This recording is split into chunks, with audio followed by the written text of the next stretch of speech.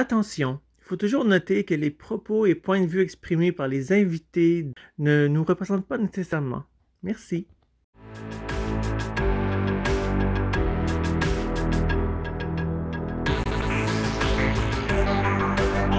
Bonjour à vous, ODH Note, auditrices, auditeurs ou simples curieux et curieuses qui viennent de découvrir cette nouvelle vidéo sur la chaîne YouTube ODH TV 2.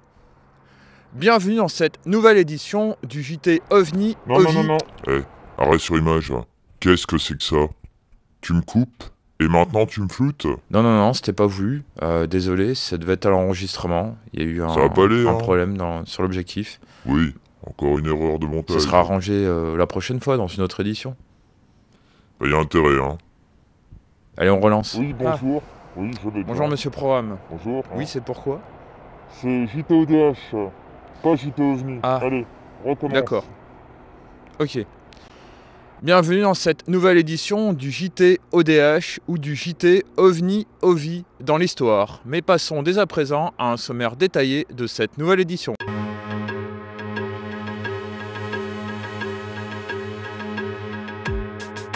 Au sommaire de cette édition, dans le courrier des ODH Notes, c'est Bruno Botta et Anne Duguy, groupe d'ufologues indépendants, et Jean-Louis Lagneau de la revue LDLN ou Lumière dans la nuit, qui y répondent. L'astuce du veilleur est présentée par Rémi Fauchereau, président de l'Association d'études des phénomènes aériens, reporter ODH TV du département de l'Yonne et membre du SAU. S'en suivra une annonce autour d'un reportage sur le 2e symposium ufologique de la Haute-Vallée de l'Aude qui a été réalisé en juillet 2021.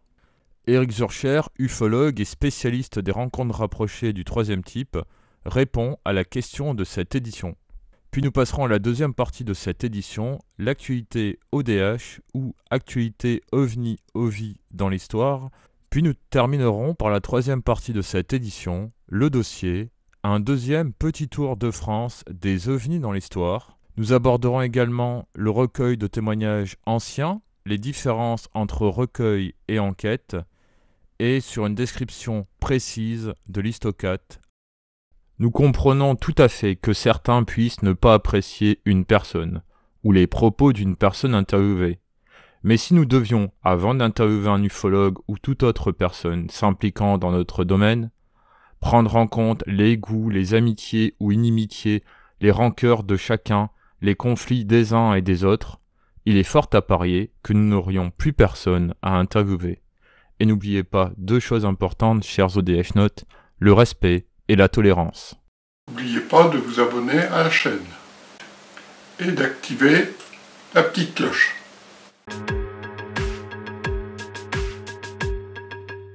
Pensez-vous qu'il est important que d'autres associations d'enquêteurs s'entraident, partagent leurs informations avec d'autres, qu'il y ait une entraide entre associations d'enquêteurs en ufologie? Moi je pense que c'est important, parce que l'ufologie c'est pas individuel. Des associations, il faut qu'ils soient unis, justement, par rapport au phénomène OVNI. Oui, puis il faut qu'on alimente la base OVNI France avec nos enquêtes. Oui, tout à fait. C'est très important parce que sinon on perd une partie de l'information statistique.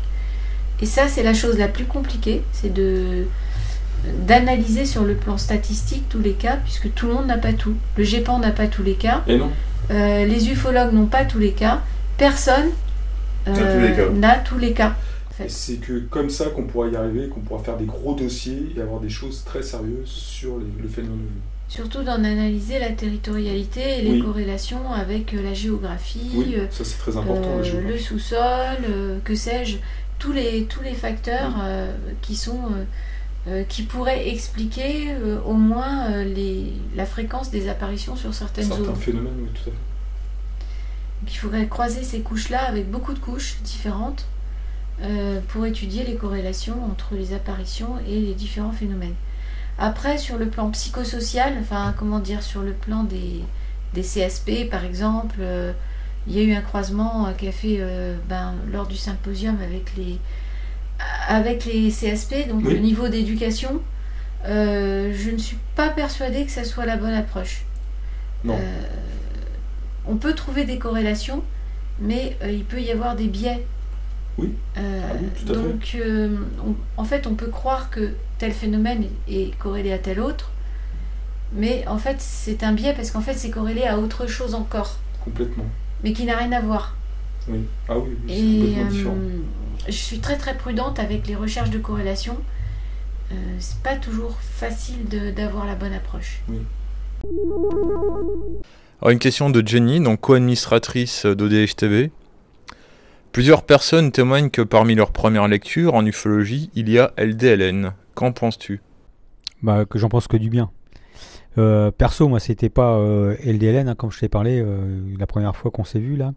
Moi, c'était Jean-Claude Bourret. Beaucoup de gens ont lu beaucoup de Jean-Claude Bourret aussi. Que les gens aient pu lire du LDLN, après, c'est souvent le fait que soit le père ou la mère était abonné à LDLN, puisque comme chacun le sait, ou ceux qui ne le savent pas vont le savoir maintenant, LDLN est une revue qu'on reçoit que sur abonnement. Donc ça n'existe pas ni en librairie, ni dans les grands centres hypermarchés. Et donc que le fait qu'il y ait beaucoup de gens qui aient connu l'ufologie grâce à LDLN, c'est aussi notre but. C'est aussi notre but de faire connaître l'ufologie. Et j'espère que ça continuera longtemps comme ça.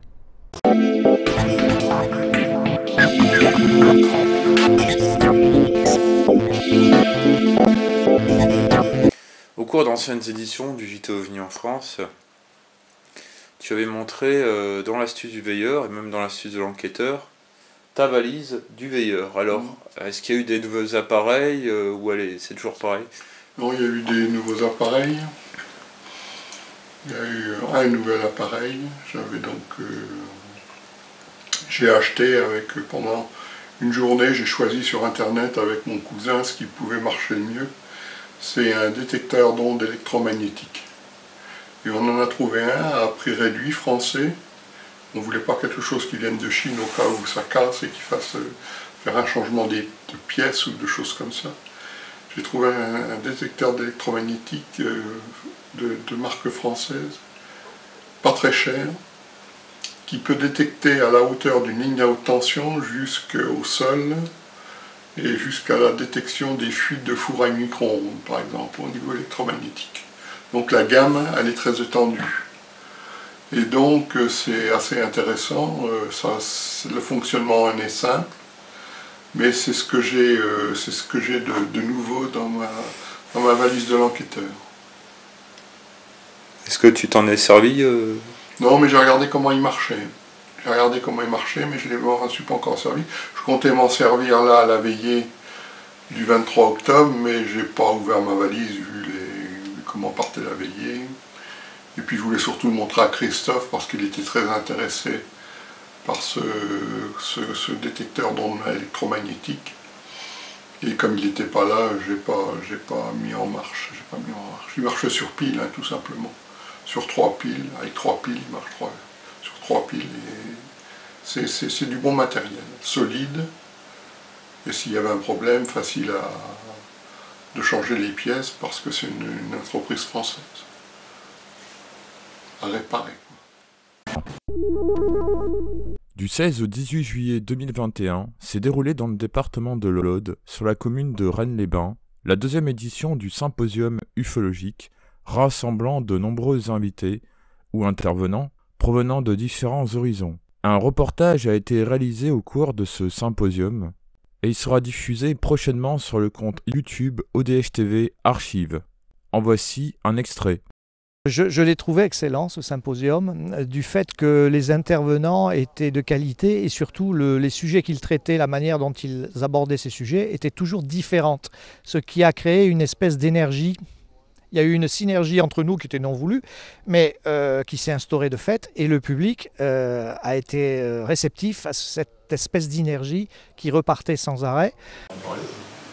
Donc en fait, le SO et les différents intervenants, donc Jean-Claude Leroy, archive les vidéos. Jean-Claude a une base de données qu'il appelle Projet Icar, dans laquelle il incorpore toutes ces vidéos qui sauvegardent. Écoute, un moment très sympathique, un moment d'échange et de rencontre, Après l'époque Covid, c'est toujours sympa de pouvoir se retrouver en vrai.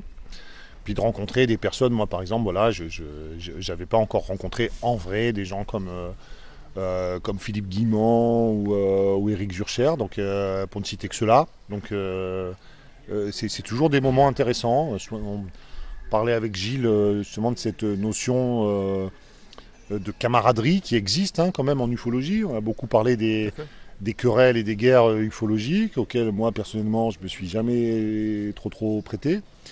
La camaraderie c'est plus intéressant. Donc quand on peut avoir ça, nonobstant nos hypothèses personnelles, nos terrains d'entente ou de division, c'est bien de pouvoir se rencontrer. Mais on a eu des choses très intéressantes avec, je dirais, du concret. On a eu une magnifique prestation de Roussel, très dynamique, courte mais des dynamiques, sympathiques. Et puis là, quand même, à Rennes-les-Bains, j'ai l'impression qu'il y avait un public, entre guillemets, qualifié. Donc des gens qui s'intéressent à ça. Et c'est pas que c'est pas intéressant de rencontrer le grand public, mais un public qui est intéressé par ces sujets-là, c'est toujours une plus-value. Et donc ça s'est très bien passé, je trouve que ce symposium est vraiment, en plus l'endroit, il prête peut-être, l'endroit est assez charmant, chargé d'histoire, assez particulier aussi. Donc tout ça fait que oui, c'est plutôt positif, je pense que ça s'est très bien passé. Dernièrement est sorti le dernier numéro d'LDLN ou Lumière dans la nuit, le numéro 446, novembre, décembre, janvier. Si vous désirez avoir de plus amples informations au sujet de cette revue, je vous invite à vous rendre sur la page Facebook d'LDLN ou alors sur la chaîne YouTube Lumière dans la nuit, auquel vous allez voir de nombreuses interviews inédites réalisées par Jean-Louis Lagneau, qui est aussi le directeur de la revue. Mais avant tout, sachez qu'LDLN a besoin de vous. LDLN recherche des correcteurs, recherche des enquêteurs, recherche de nombreuses personnes qui puissent contribuer à la revue. Alors si vous êtes intéressé, veuillez envoyer un mail à cette adresse suivante qui est marquée juste là, et même en dessous de cette vidéo dans la partie description.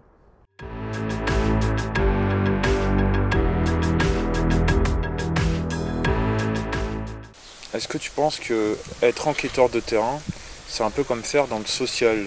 Ah oui. Parce que mine de rien, on aide des personnes qui veulent savoir ce qu'elles ont vu. Il y en a qui vrillent, il y en a qui s'en foutent. Est-ce que tu le penses ? C'est ça. Oui, non, je pense tout à fait qu'il faut faire attention d'ailleurs, parce qu'on a quand même certaines responsabilités.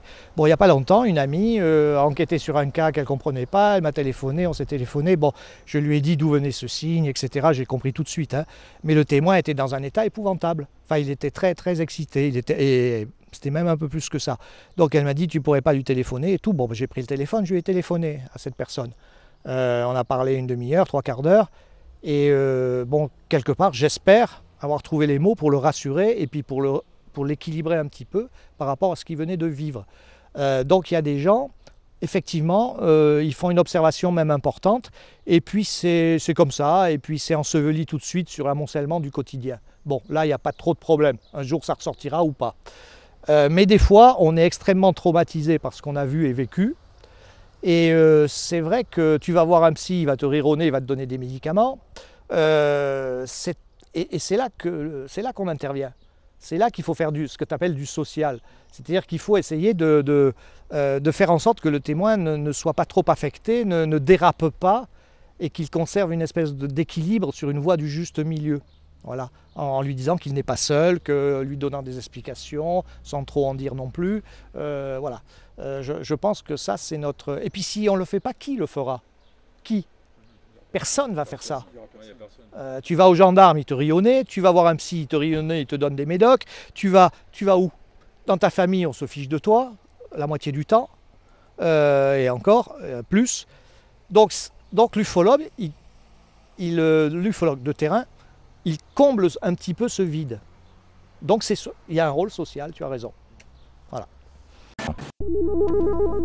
Passons dès à présent à la deuxième partie de cette édition, l'actualité OVNI en France. Je tiens tout de même à vous rappeler une énième fois que les cas qui vous sont présentés ne sont pas forcément des cas récents. Ce sont des cas qu'ont reçus dernièrement les enquêteurs ou les associations ufologiques en France. Ces cas peuvent dater de nombreuses années. Mais passons dès à présent à l'actualité OVNI.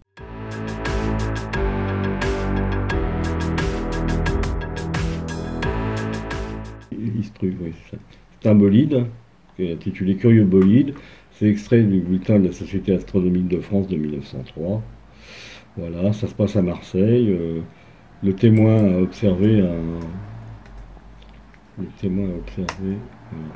le juin, une étoile filante rouge de deuxième grandeur. Au début, donc, alors ça c'est très précis, vous voyez. À l'époque, on donnait exactement d'où partait l'étoile filante, entre alpha et bêta de la balance, et se déplaçait avec une lenteur extraordinaire vers le Scorpion, parce que les gens connaissaient le ciel. Aujourd'hui, à part la Grande Ourse, personne ne connaît rien, quoi. Voilà. L'étoile s'éteignit pour se rallumer bientôt, et subit ainsi 3 ou 4 éclipses successives. À chaque apparition, l'éclat était diminué, et à la dernière, il n'était plus que de 4e ou 5e grandeur. Elle s'est éteinte un peu au sud du Scorpion. La durée du phénomène a été de 30 à 60 secondes. Le ciel était d'une pureté parfaite. Le 30 janvier 1959, à 7h30 du matin, il y a un témoin en voiture qui, de 10 en J en direction de l'île-sur-Serein, a observé un objet orangé, rouge, un peu rouge-orangé, avec un faisceau d'étincelles derrière qui se déplaçait du sud-est en direction du nord-ouest. Il n'a pas été le seul témoin, parce qu'après enquête, on a retrouvé d'autres témoins qui ont vu à peu près la même chose dans la région. Et d'après ce que j'ai vu, il y a eu une panne d'électricité. Oui, une panne d'électricité à l'île-sur-Serein. Est-ce que tu as souvent eu des rapports d'OVNI où il y a eu des pannes de Oui, courant ou autre j'en ai eu un j'avais fait des recherches sur ce sujet-là. J'avais à Senan une personne d'un bar qui m'avait donné un témoignage comme quoi, quand elle était un peu plus jeune, qu'elle revenait d'une boîte de nuit du côté de Venoy. Elle se trouvait à Venoy à peu près. À Venoy, il y a un gros transformateur électrique qui alimente une partie de la région d'Auxerre. Et elle avait vu une boule blanche descendre une grosse boule blanche descendre sur ce transformateur électrique.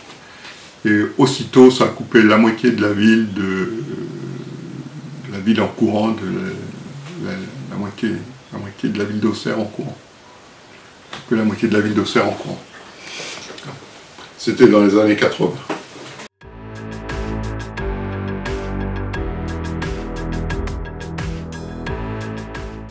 Passons dès à présent à la troisième partie de cette édition, le dossier. Dans cette nouvelle édition, nous allons nous intéresser au cas d'observation d'OVNI dans l'histoire d'un départ... Non, pas de département. Tu dois parler des cas que tu as oublié de mettre dans le JTODH du mois de janvier 2022. Voyons, mon garçon. Oui, c'est vrai, j'ai oublié quelques cas de l'Histocat. Il écoute jamais rien, lui. Hein. Tu as oublié des séquences de Gilles Durand et des séquences autour des recueils et enquêtes. Donc, c'est une deuxième édition du D'accord, JTODH. donc tu veux faire une suite à l'édition du mois de janvier. C'est à toi. D'accord, autant pour moi.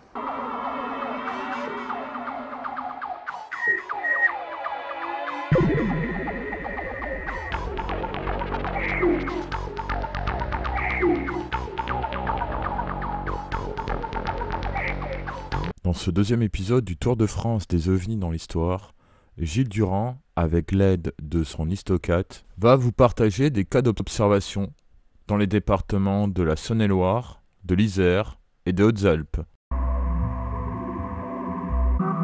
Nous sommes actuellement sur les hauteurs du Vercors qui bordent, pourrait-on dire, la vallée de l'Isère. 5 avril 1527 à Vienne, en Isère. Un objet lumineux est observé au-dessus du Rhône. C'est du Fillet et Ruchon. D'ailleurs, ils sont tous de chez Fillet et Ruchon.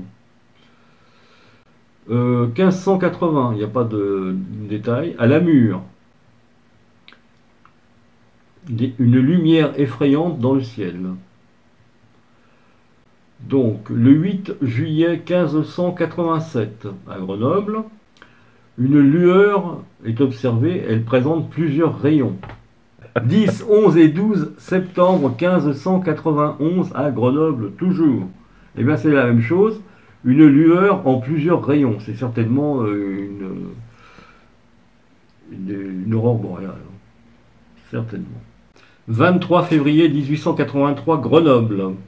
Une étoile filante à trajectoire erratique. Extrait de l'Astronomie, volume 2, 1883, page 227. 29 décembre 1909, Grenoble toujours. Imbradite, tout simplement. Donc, extrait du bulletin de la Société astronomique de France, volume 24, 1910, page 67. Le troisième étant un courrier de témoin à LDLN. Donc, automne 1938. Villard-de-Lans, Isère. 2 étoiles se rapprochent et reprennent leur place initiale. Voilà. Le 7 septembre 1820 à Embrun. Sorte de globe de lumière vu après une éclipse et sortant du soleil. Entre guillemets, hein, bien sûr. Donc, Annales de chimie et de physique, volume 30, 1825, page 417. Compte rendu de l'Académie des sciences, volume 10, je n'ai pas le numéro du volume. Donc, année 1863, page 89. Le second, 17 juin 1869 à Gap. Imbradite, bon, Flammarion, lecture astronomique, volume 5, page 1874, page 27.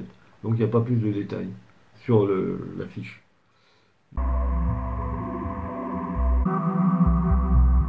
Où cette fois-ci nous allons traiter un nouveau département qui est le département 71, département Saône-et-Loire. 1846, 20 juin 1846 à Mareux, en Saône-et-Loire. Imbradite expulsant des satellites. The Report of the British Association, 1850, page 90. C'est marrant, c'est dans un truc anglais, toi, quand tu trouves ça. Été 1944, Toulon-sur-Arroux, bien connu. Voilà. Probablement une confusion avec un véhicule. Une sorte d'objet posé au sol avec des entités vêtues de brun. Ça ressemble à un truc comme ça. C'est certainement une coccinelle, une Volkswagen coccinelle, avec des soldats allemands, tout simplement. Bah oui, déjà, les entités vêtues de brun. Hein, voilà.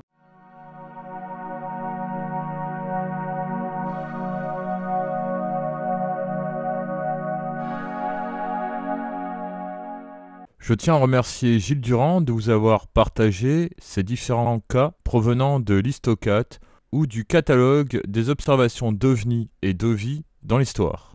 Mais intéressons-nous à présent au recueil de témoignages anciens. Les cas pendant la Seconde Guerre mondiale ont été rapportés après la Seconde Guerre mondiale. Toujours, les témoins. D'ailleurs, à qui auraient-ils pu parler, les témoins ? Ils n'allaient pas parler aux Allemands, ils n'allaient pas parler à la Résistance, ils en ont parlé un peu dans leur famille, éventuellement. Et de toute façon, ils n'ont pas bien compris ce qu'ils ont vu. Du coup, ils ont réalisé, à partir des années 50, les années 50 ont donné un sens à leur observation. Voilà. Parce qu'il y a eu un marqueur médiatique. Oui, parce qu'on a commencé à parler d'OVNI, de soucoupes volantes, hein, de martiens, de choses. C'est le langage hein, dans ces années-là. Et là, tout d'un coup, ils se sont réveillés, ils en ont parlé, souvent très tard. Il y a un cas en Pologne, là, je regardais, la dame a parlé, elle avait 85 ans, quoi. Elle a parlé sur la fin de sa vie. Elle avait toujours gardé ça pour elle. Alors, on dit c'est des cas qui ont eu lieu avant, mais c'est vrai que la divulgation s'est faite post-Seconde Guerre mondiale, largement, toujours. Parce qu'on a tellement de témoignages sur lesquels on peut à peine enquêter parce qu'ils ont eu lieu il y a 50 ans, voire plus. Maintenant, c'est de plus en plus difficile, mais enfin, dans les années 60-70, on avait des observations qui avaient eu lieu dans les années 30, dans les années 20. 60 ans après, qu'est-ce que tu voulais demander aux gens ? Leur mémoire avait tout recomposé. Voilà. C'est ça le problème aussi, c'est le fait de la mémoire qui recompose les événements. C'est pour ça que moi, je m'engueule des fois, enfin, gentiment, avec mon fiston, parce qu'on a vécu les mêmes choses, mais là, on n'a pas le même souvenir. Voilà. Bah, t'as 10 témoins qui voient quelque chose, si tu ne notes pas tout de suite, tu me dis 6 mois après, tu les revois, bah, tu vas voir les différences dans les témoignages. Ouais. Chacun recompose sa mémoire. On fait des montages.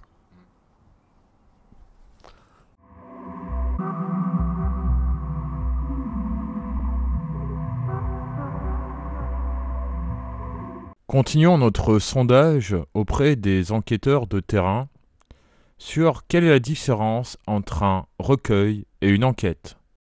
Il y a beaucoup de jeunes groupes d'enquête ou même d'associations qui se trompent, qui pensent qu'un recueil est une enquête. Alors Rémi, qu'est-ce qu'un recueil ? Un recueil, c'est quand quelqu'un vous dit, voilà, j'ai vu ceci, j'ai vu cela, telle heure, tel jour, c'était avec telle forme, etc. Et puis toi, tu prends ton papier et puis tu notes. Voilà, ou tu enregistres sur MP3 ou même en vidéo. Et puis, voilà, c'est ça un recueil. C'est pas une enquête, effectivement, t'as pas été seul avec lui pendant un moment à te poser un tas de questions, t'as pas fait de recherche toi pour essayer de retrouver la date exacte, à quelle heure c'était le témoin, non, c'est trop rien. Voilà, tout ça. De toute façon, il y a une règle simple, hein, gardez-la à l'esprit. Quand dans des témoignages, vous voyez qu'il y a ni le temps estimé d'observation, je ne dis pas du temps réel, le temps estimé d'observation par le témoin, et la distance à peu près où ça s'est passé, ça veut dire qu'il n'y a pas eu d'enquête. Voilà, c'est aussi simple que ça.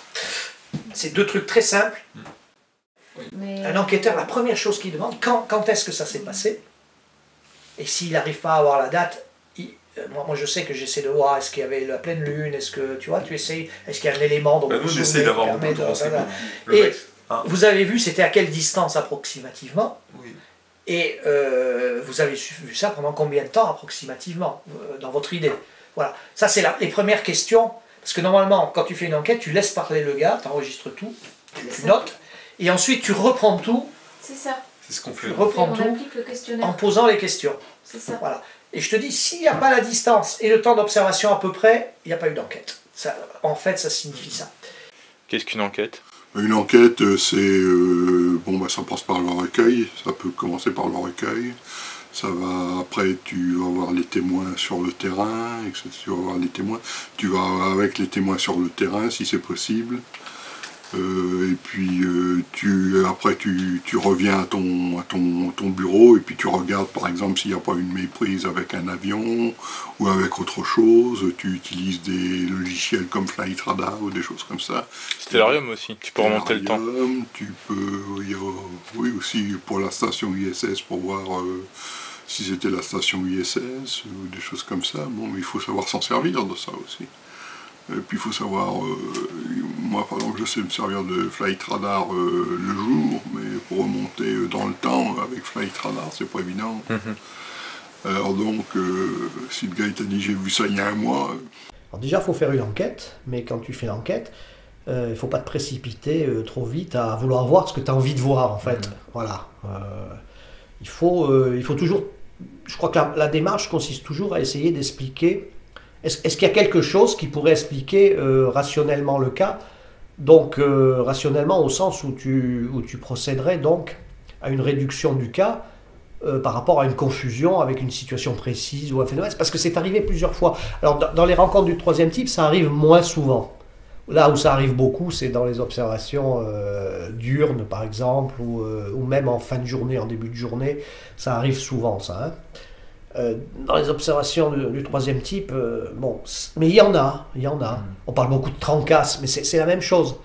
Trancas, ça fait partie des cas les plus solides en ufologie. Hein. Il est dans l'OBJJ, certains en ont fait des tartines entières. Or, d'après une contre-enquête effectuée 30 ans après par un journaliste argentin, donc, il a dit, mais au même moment, il y avait des manœuvres de l'armée, avec des chars, avec des lumières et tout. Et même les fameuses boules retrouvées sur la voie ferrée, si tu te souviens, en fait il y avait un journaliste qui était là et qui faisait des flashs, enfin il faisait des photos avec un flash spécial et qui produisait ce genre de trucs qui ont été abandonnés sur la voie. Donc il est intéressant de prendre ce cas tel qu'il nous est arrivé d'abord et de voir l'enquête du journaliste. comment quelque chose donc, qui apparaît comme étant des manœuvres de l'armée a pu être déformé d'abord dans un premier temps par les témoins et ensuite par le milieu ufologique jusqu'à arriver à cette histoire de Trancasse. C'est ça qui est intéressant dans ces cas-là. Et ça doit nous servir de leçon. Si c'est le cas, si ça s'est vraiment passé comme ça doit nous servir de leçon. Si ça ne nous sert pas de leçon, il vaut mieux arrêter. Hein. Donc, en conclusion, quand on fait une enquête, il faut essayer d'être le plus objectif possible, d'avoir le plus de détails possible et de faire attention. Parce que le témoin peut te tromper en toute bonne foi. Parce qu'il s'est laissé lui-même abuser. Ça peut arriver. Dans ce cas, tu bascules dans le cadre confusionnel, qui est l'explication classique. Mais on sait qu'il y en a des confusions. C'est pas un crime, hein, ça arrive. Donc, il faut faire gaffe. Voilà ce que je peux en dire. Voilà, il y a aussi les tracés radars. J'avais donc un radariste qui m'a aidé pour des enquêtes que j'ai faites, pour une enquête que j'ai faite sur un cas qu'on avait vu à l'aérodrome de Branche lors d'une observation. Et il m'avait démontré que c'était un avion en phase inférieure qui se dirigeait vers Avalon. Il était radariste, il a cherché, on était tombé dessus, on en a fait ça sur les 15 jours qui suivaient, quoi. Donc il a pu aller fouiller dans les archives radars, parce que c'est pareil, les archives radars, ils les gardent pas longtemps. Il y en a tellement, ils les détruisent. Au bout d'un certain temps, ils les détruisent, ils les gardent peut-être un ou 2 ou 3 mois, et puis pas plus. C'est pas gardé plus longtemps. Tous les tracés radars civils, c'est comme ça. Les radars militaires, je sais pas. Les radars civils, c'est effacé au bout d'un certain temps. Je pense que c'est toujours comme ça, malgré les ordinateurs qu'il y a et la capacité des ordinateurs et des mémoires. Mais ils gardent pas tout. Alors donc là, on pouvait intervenir parce que l'événement avait lieu tout de suite. Et puis j'ai contacté le radariste immédiatement. Donc il a pu fouiller et puis là, il m'a donné toutes les données. Et puis on a expliqué le phénomène, quoi. Donc ça aussi, ça c'était une enquête qui a été poussée à fond et conclue. Conclue avec une méprise et puis c'était fini. Le problème était là, on avait la preuve matérielle, on avait le tracé radar, on avait les heures, on avait le jour, on avait tout. On avait l'orientation, le diagramme de la rose des vents, tout ce qu'il fallait. L'altitude, etc. Tout était noté, il n'y a pas de problème. Donc ça, on peut dire que c'est une enquête qui était finie. Voilà.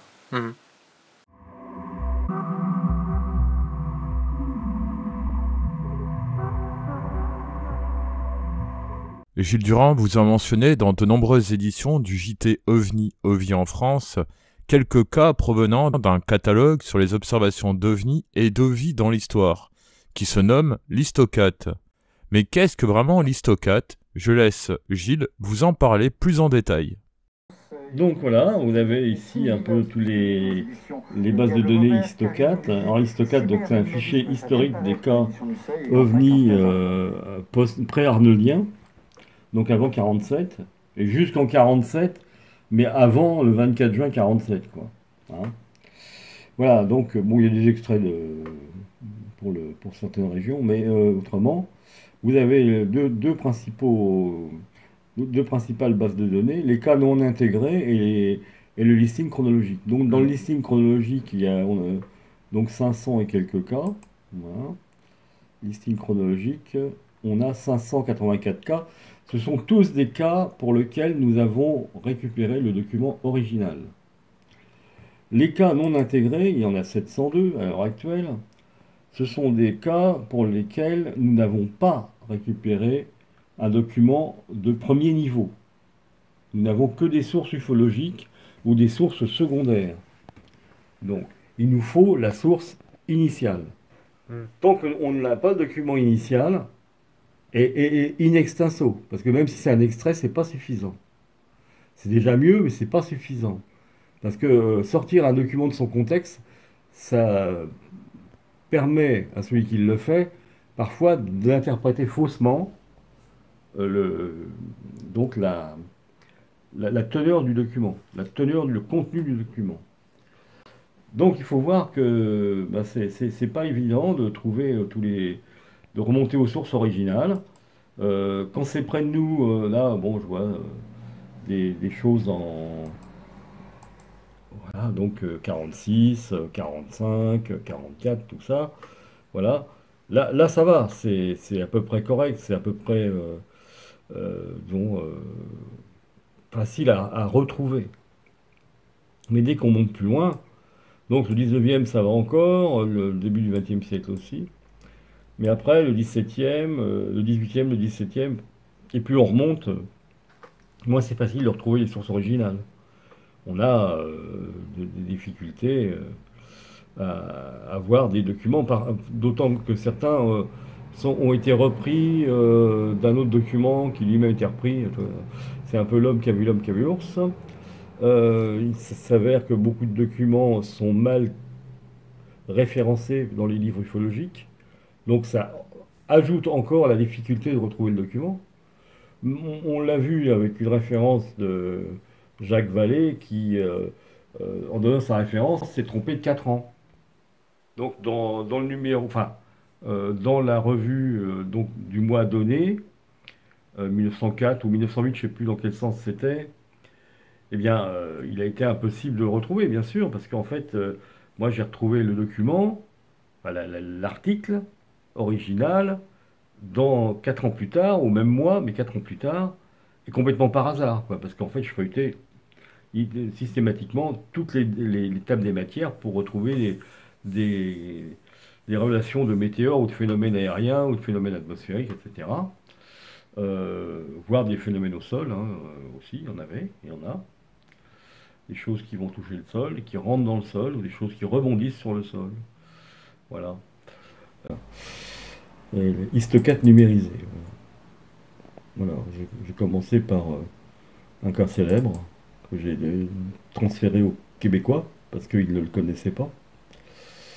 Mais notre ami Morissette a été le récupérer où il fallait. Donc le document dans lequel on l'a trouvé est numérisé désormais au Québec.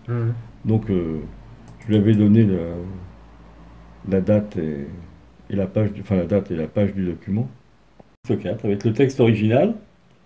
Donc voilà, les références, la cote où que l'on peut trouver donc à la BNP Richelieu. Voilà, c'est la cote du livre. Hein. Et la date de la numérisation du document, qui était autrefois sous forme papier classique, quoi. Donc ici, vous avez deux codifications. La codification vallée étendue, hein, au-delà des RR3, là c'est une RR4. La date, le pays, enfin d'habitude il y a le lieu si c'est précis. Hein. Et ici, une codification qui est issue d'une autre, comment dirais-je,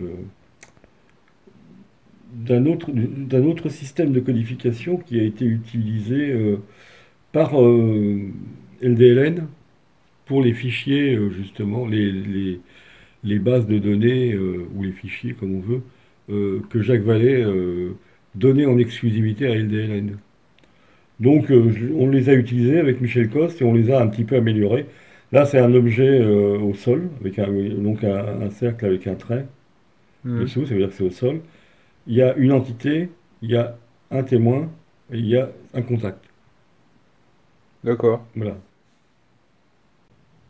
Donc en fait, c'est un travail qui demande beaucoup d'énergie, et ce qui fait que j'ai un peu levé le pied ces dernières années.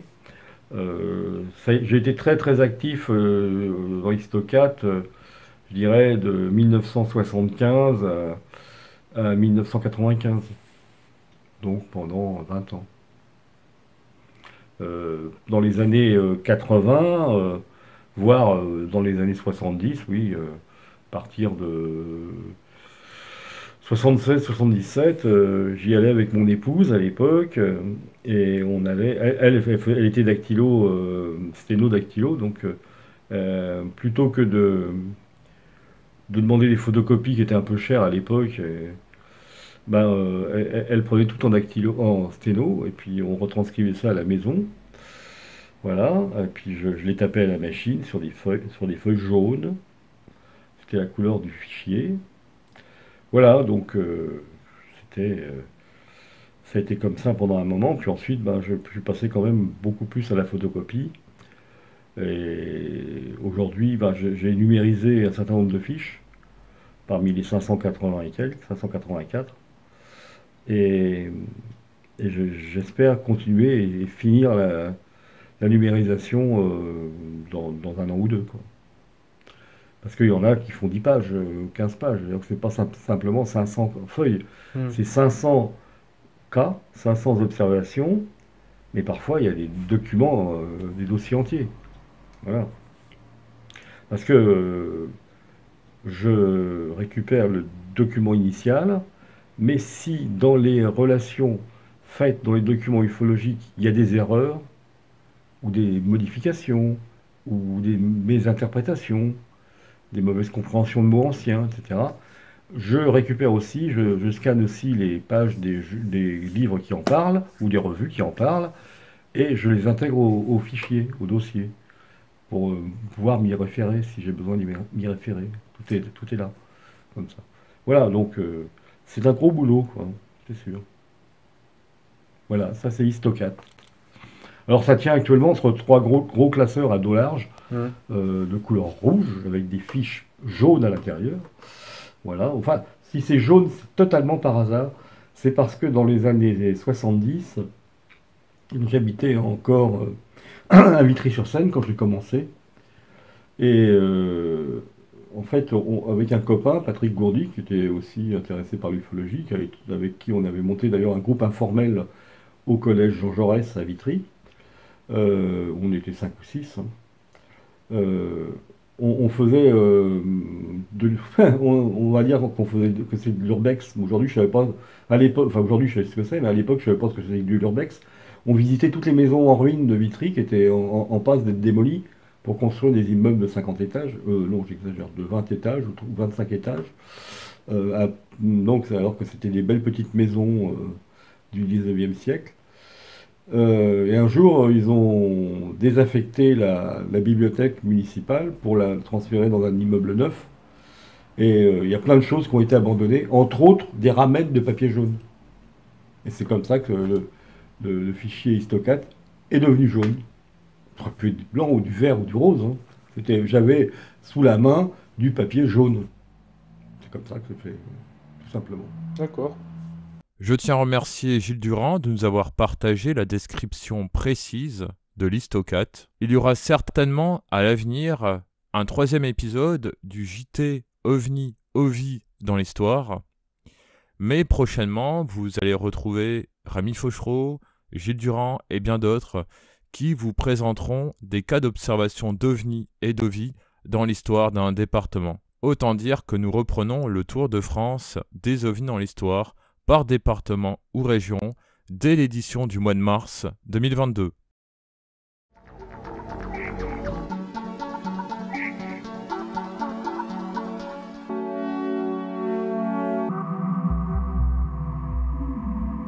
Nous arrivons déjà à la fin de cette nouvelle édition du JT OVNI OVI dans l'histoire, comme suggéré par Mister Proham qui est juste là, et qui va vous dire au revoir, n'est-ce pas? Merci, cher GDF Note, de l'avoir supporté. Et puis je vous dis à la prochaine édition. Comme toujours, il disparaît en claquant des doigts. Je tiens à remercier toutes les personnes qui nous ont aidés à faire cette nouvelle édition, les partenaires proches, les membres de l'équipe d'ODH TV, mais également FTS pour la caméra et Jenny, d'avoir vérifié s'il n'y avait aucun bug dans cette vidéo et bien sûr de vérifier vos différents commentaires que vous nous envoyez. D'ailleurs, en parlant de commentaires, n'hésitez pas à mettre un ou plusieurs commentaires en dessous de cette vidéo, un avis, une question, une annonce ou quoi que ce soit, demandez, on pourrait toujours vous aider. Je tiens également à remercier ceux qui sont intervenus dans cette vidéo et vous autres, ODH Note. Si vous désirez voir ou revoir d'anciennes séquences ou émissions du JT ODH, du JT OVNI OVI en France, n'hésitez pas à cliquer sur les liens affichés en dessous de cette vidéo. Je vous donne rendez-vous à la prochaine édition et à très bientôt sur ODH TV 2. Au revoir. Thank you.